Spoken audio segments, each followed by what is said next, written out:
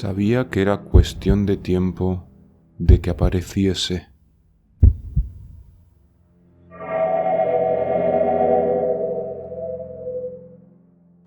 Y como si de una niebla espesa se tratase, se manifestó delante de mí un ser que dejó su humanidad tiempo atrás. Un hombre, sí, pero carente de labios, con unos dientes afilados como púas, carente de pelo en cualquier parte de su cuerpo, y sobre todo, lo más característico era que no tenía manos, tenía una especie de guadañas, oxidadas, deterioradas y sobre todo estaban llenas de óxido, un óxido que obviamente se había hecho con la sangre. El mago, al ver la escena, simplemente se levantó y salió corriendo detrás mía. Yo estaba congelado, estaba delante de un ser que medía aproximadamente 2 metros y yo estaba casi de rodillas. Estaba en una posición de desventaja total. Tenía solamente una oportunidad: hacer frente a ese ser, correr de frente hacia él y esquivarlo de alguna manera. Mi oportunidad era perderlo en los pasillos colindantes y esconderme en una de las taquillas.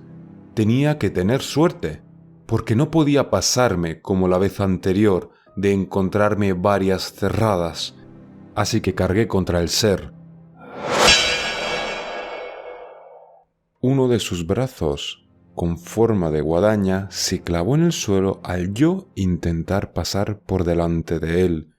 Mi finta fue efectiva, así que lo que hice fue pasarlo e ir detrás de él, mientras él hacía unos ruidos realmente desagradables intentando sacar su mano del suelo, suficiente tiempo que yo aproveché para esconderme en una de las taquillas de la habitación que estaba a la derecha de él, cosa que a él no le llegó a desorientar del todo, ya que entró en mi habitación. Yo le escuchaba sus pasos en la habitación.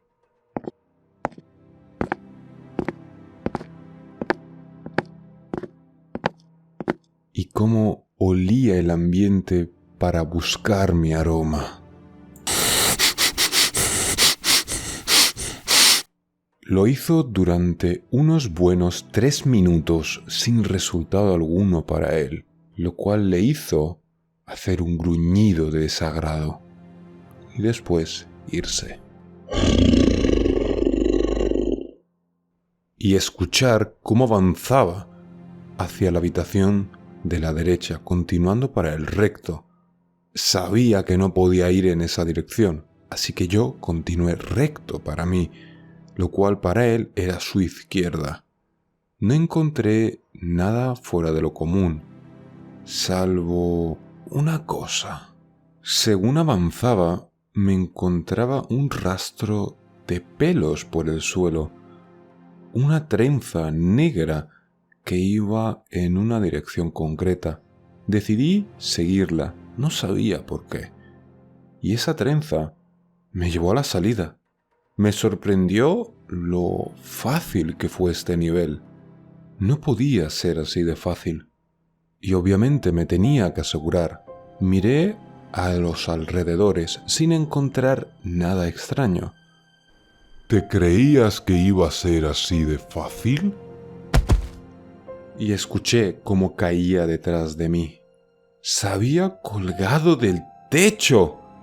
Eso no estaba en ninguna de las reglas, pero supongo que estaba en una de las que borró, igual que lo estaba el hecho de que yo me podía esconder de él en las taquillas. Había escondido las reglas que me protegían de él, y tampoco sabía con qué estaba relacionado este cabello. No tenía tiempo para buscar esas respuestas. Él no me dejó pensar mucho, ya que vino corriendo hacia mí, y yo, obviamente en respuesta, corrí hacia la puerta, abriéndola y estando a punto de salir, cuando él me atraviesa la pierna con una de sus garras.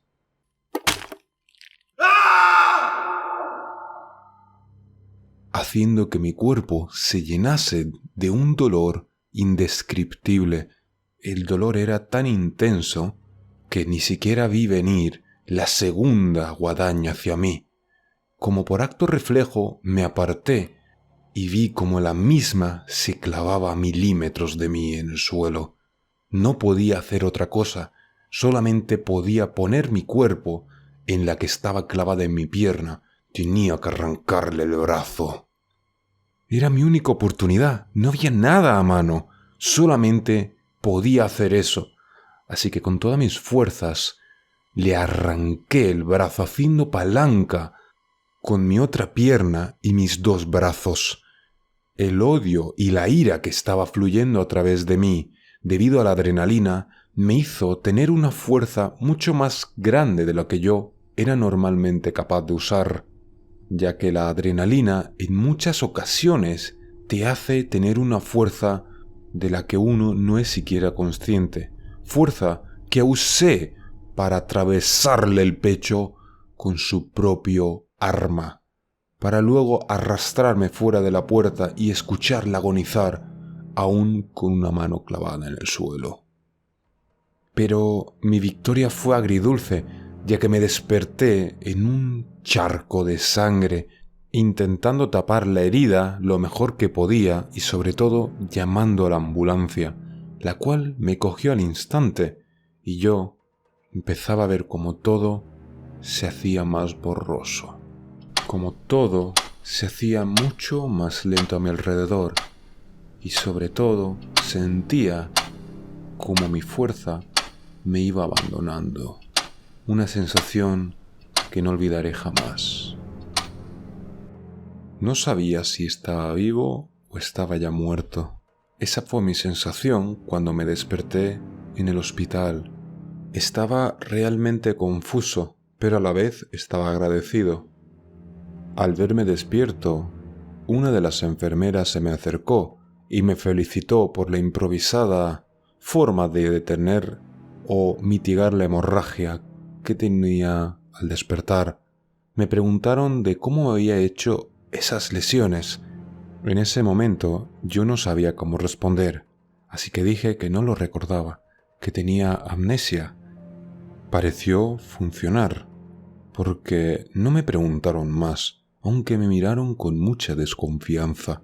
Era normal, al fin y al cabo este caso ya había acabado con la vida de uno de sus compañeros, pero yo no podía propagar esta información.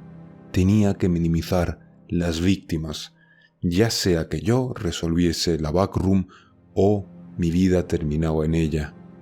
Les pregunté cuánto tiempo había estado yo inconsciente y me dijeron que estuve así 6 días. Palidecí. ¿Cómo podía ser que yo en esos 6 días no había entrado en la backroom? ¿Acaso cuando pasas X nivel tienes un descanso? No lo entendía. Si solo había pasado 4 niveles, se suponía que tenían que ser más o menos. Estaba confuso. Aún así, pedía a los compañeros enfermeros que me diesen mi ordenador. Yo tenía un portátil, por ende era fácil de traer aquí. Tenía que trabajar aún estando en el hospital. Ese era mi argumento. No era ese. Quería ver si alguien más me había respondido en Reddit, lo cual era extraño porque yo sabía que había cerrado todos los posts de mi compañero. Aún así, un instinto dentro me decía que tenía que hacerlo. Y por extraño que suene, acerté. Tenía un mensaje de alguien. ¿Sigues vivo?, me escribió. Esa era una pregunta muy extraña.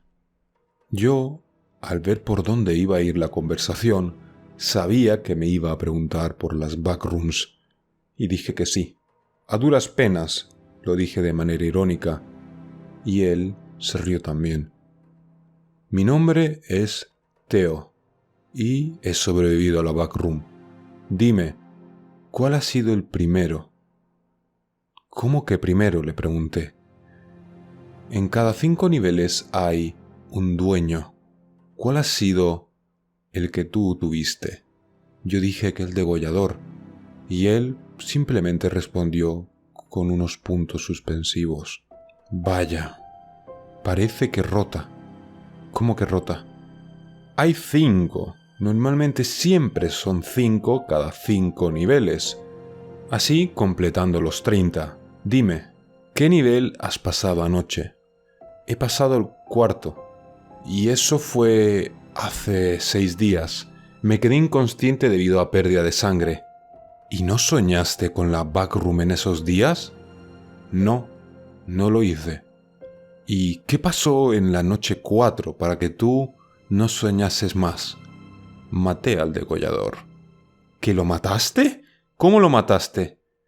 En el momento en el que me atrapó, luché con él y de alguna manera improvisé una manera de salir. Lo más extraño es que en la puerta, y antes de llegar a ella, había un rastro de pelo negro. No entiendo a qué se refería. ¿Acaso está relacionado con alguien o es simplemente mi suposición? Él no respondió en casi 1 hora, para luego responder un poco agitado.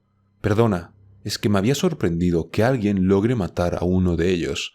Y sobre todo eso tiene sentido de por qué no has entrado en la backroom. Normalmente al pasar 5 niveles tienes un mes de descanso, pero tú lo lograste antes, así que el mes se te dará ahora. La cosa es que no sé si llegarás al nivel 5 o empezarás en el 6. Por favor, manténme al tanto. Me sorprendía la soltura con la que este extraño me había hablado. Dime, Theo, ¿no es peligroso que tú hables conmigo? Podría hacerte ir a la backroom.